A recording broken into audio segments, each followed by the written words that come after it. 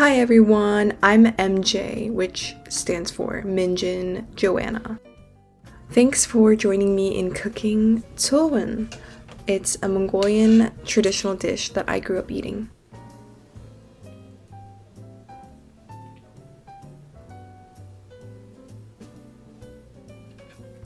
To share a little bit about myself, I'm a Mongolian American college student, and in this video, it's 4 a.m. in my college apartment.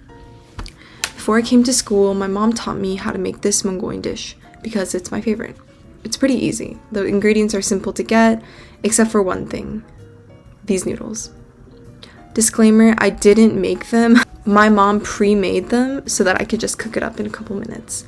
I think we all wish that we just had a parent with us to help us cook or take care of our meals. That's one of the hardest things about being, one, a broke, and two, a busy college student. For the purposes of this video, it took me 5 or 6 hours to cook this, but just because I was also handling a camera, so don't come at me. But anyway, it's really easy. It just takes 1 or 2 hours to make. So for most of my childhood, the main cook of my house was actually my grandmother.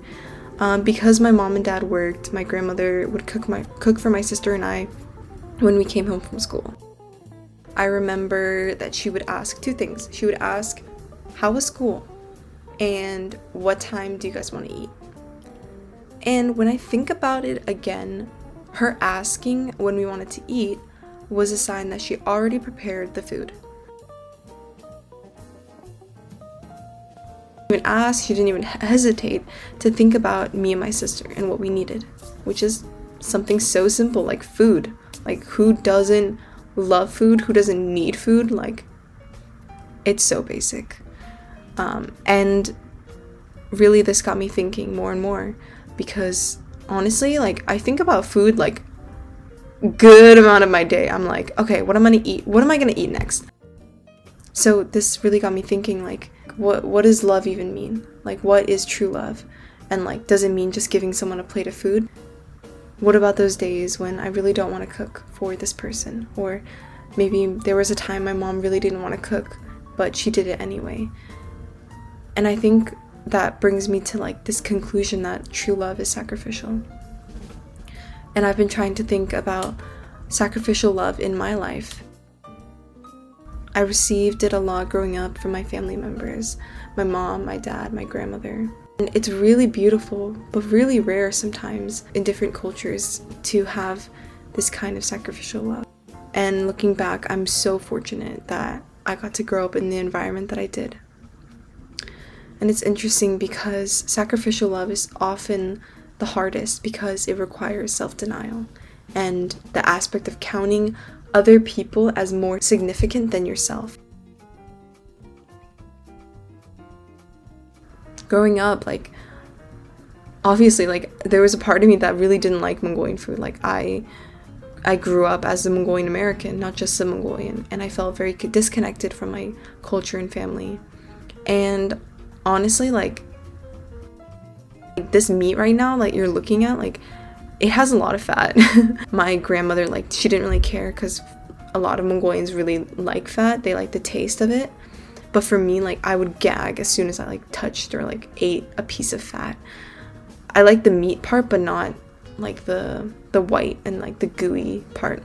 So I would be very picky about the Mongolian food I ate. And even though it was food, I never really felt satisfied because there's always something that I could point out as wrong.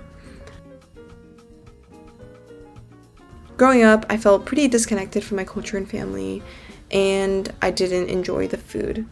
I always wanted spaghetti or chicken wings, and those are really good, no hate on that at all. But I just need a little bit more spice, I just need a little bit more Asian stuff, and I didn't really get that until becoming a little bit more mature in my taste buds, and also just being more involved in Asian communities. Attending Mongolian church changed my life, not only because that's where God met me, that's where he saved me, but the fact that I had this community that we weren't just united in our culture but in our faith. I started to wonder oh dang, like, while I'm so thankful that we're united in faith, I also want to be united in culture too, in being able to understand their culture as best as I could, and if it was even possible for me to still pursue that. Nowadays, you know, I'm in college and I have no one to speak Mongolian to really, except for like 2 other students, and so I think a lot about them too. I think about how they're both in America without their parents. They don't have access to this kind of resource that I do, and I'm so thankful that God gave me the family that I had growing up, that were here in America, that I can go visit them during the break. And my friends here in Carnegie who are Mongolian, one of them who goes to the other Mongolian church back home, and one I just met this year, maybe I can provide for them Mongolian dishes. And so thinking about my childhood, I thought about them. I thought about how I want them to feel loved as a child of God. I want them to know that God is watching over them and providing for them. So making this dish is not for me, but it's for them. It's for, making this dish, I just really wanted them to feel known, feel seen, and to be comfortable here in a place that might feel so distant or foreign or lonely sometimes, and bringing something maybe from their childhood back to them. So I'm thankful. Thank you to my friends for just even being here. I think that's crazy. That God sent a Mongolian to me so I can talk to them in Mongolian, so that I can come back to my culture a little bit more, even though I'm still working on it. So all these cultural dishes that I'll be cooking, I'm excited for you guys to see them, and I would love for you guys to suggest more. So I challenge everyone who's watching this, think about someone in your life and maybe how you can provide for them.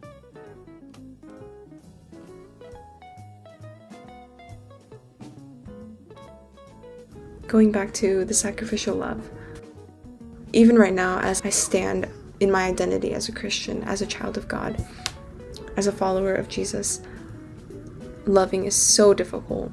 It's so difficult because I see the greatest love I could ever know through Jesus Christ, his sacrifice on the cross. So even now, as I'm cooking this, I want to continue to make dishes for people, not based on anything that I can gain, but really just giving back the love that Christ first showed me.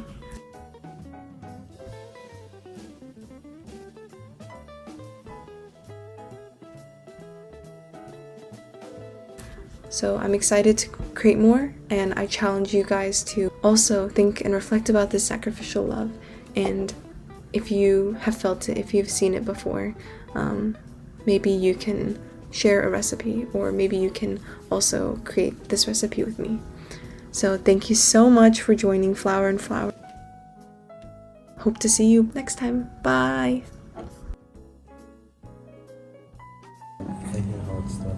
Is it a book? Okay, now reach out your hand and put it on the table. Yes. Now there's like a box. Okay. Left, yes. Now guess what it is. Wait, I think... Container? Oh, it is a container, but I don't know what's inside it. The food? This is a food container, right? No, Yeah. I don't hear anything. But it's filled. It is. Fruits? Can we open our eyes? Yes. Oh, Oh my god. no! Wait, what the heck? Did you make this? Yeah. Oh, wait, thank you. God, I actually bought some. I can't promise it'll taste good, but